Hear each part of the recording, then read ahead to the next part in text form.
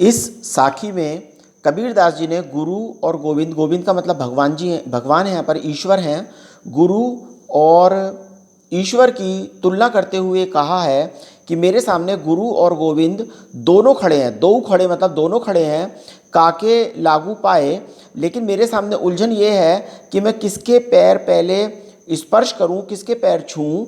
बलिहारी गुरु आपने, यहाँ पर कबीरदास जी स्वयं ही अपने प्रश्न का उत्तर देते हुए कहते हैं कि बलिहारी गुरु आपने, कि हे गुरु मैं आपके ऊपर कुर्बान जाता हूँ, जिन गोविंद दियो बताए, यानी कि आपने सबसे पहले मुझे गोविंद यानी कि भगवान के पास जाने का रास्ता बताया है। इस प्रकार से कबीरदास जी भगवान और गुरु में तुलना करते हुए गुरु की कृपा से गुरु का स्थान ईश्वर से भी ऊंचा अधिक बताते हैं।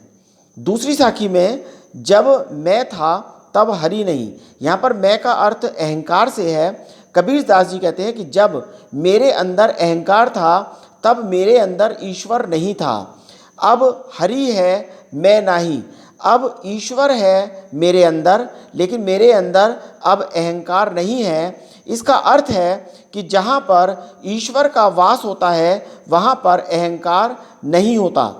प्रेम गली अति सांकरी, कबीरदास जी कहते हैं कि प्रेम की गली अति सांकरी मतलब बहुत तंग होती है। तामे दो न समाही, उसके अंदर दोनों लोग नहीं समा सकते।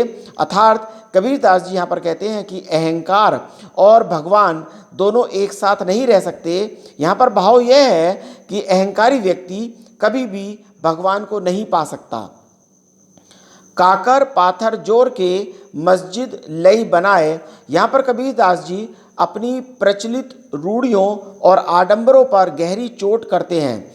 इस साखी में कबीरदास जी मुसलमानों के खुदा को याद करने और पुकारने के ढंग पर करारा व्यंग कर रहे हैं। वे कहते हैं काकर पाथर जोड़ के, अर्थात कंकड़ और पत्थर को जोड़कर मस्जिद लई बनाए। आपने मस्जिद को तो बना लिया, ता चढ़ मुल्ला बाग दे, और उस पर चढ़कर मुल्ला अर्थात मौलवी बाग देता है, यानी कि जोर जोर से अजान की आवाज़ देता है। क्या बहरा हुआ खुदा है, तो कबीरदास जी कहते हैं क्या खुदा बहरा हो गया है जो आप उसको याद करने के लिए जोर जोर से चिल्ला रहे हैं।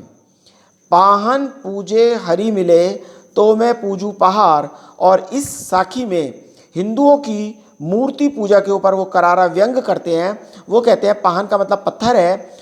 कबीरदास जी कहते हैं कि अगर पत्थर को पूजने से हरि मिले, यानी कि मुझे भगवान मिल जाएं, तो मैं पूजू पहाड़, तो मैं पूरे पहाड़ की ही पूजा करने लगूं।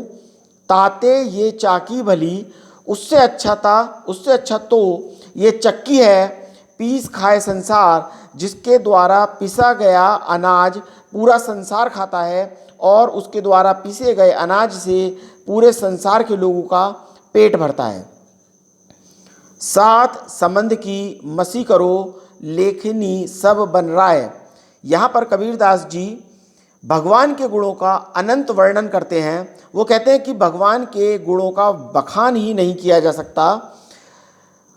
कबीरदास जी कहते हैं कि अगर सातों समुद्र की मसी मतलब इंक यानी कि स्याही बना ली जाए, लेखनी सब बन रहा है, और सभी बन रहा है का मतलब जंगल हैं, अगर सभी जंगलों की लेखनी बना ली जाए, सब धरती कागज करो, और मैं पूरी धरती यानी कि पूरी पृथ्वी को कागज की तरह इस्तेमाल करने लगूं, हरि गुण लिखा ना जाए, तो भी मैं भगवान के सभी गुणों का वर्णन नहीं कर सकता।